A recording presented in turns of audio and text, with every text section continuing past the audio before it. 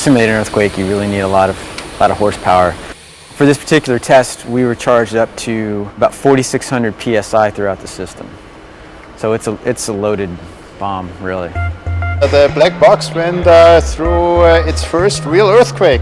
So we saw two things that occurred that we're going to go fix. One thing is that some screws pulled loose in a cable tray, and so this is how we mount the cables up above the racks. So that shouldn't happen, and we're going to go figure out how to fix that.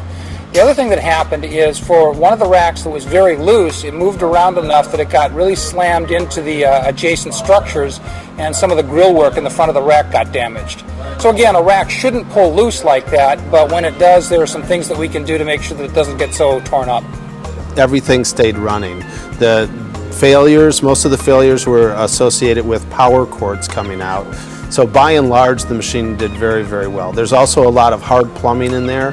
If you shook your own house that hard, you'd probably have a few leaks in it after that effects. The piping inside of the black box is just fine. We've gone through this testing and have data to show that we can subject the box to a lot of stress and that basically it'll keep running. All the tests that we've been doing so far have been operational, so we're actually tremendously exceeding what's the normal operational envelope of the box, and yet everything keeps running. What's next is we go back and spend probably a couple weeks really analyzing the data and seeing if there are subtle lessons to be learned from it. The outcome of the tests were just much better than any of us would have expected coming into it.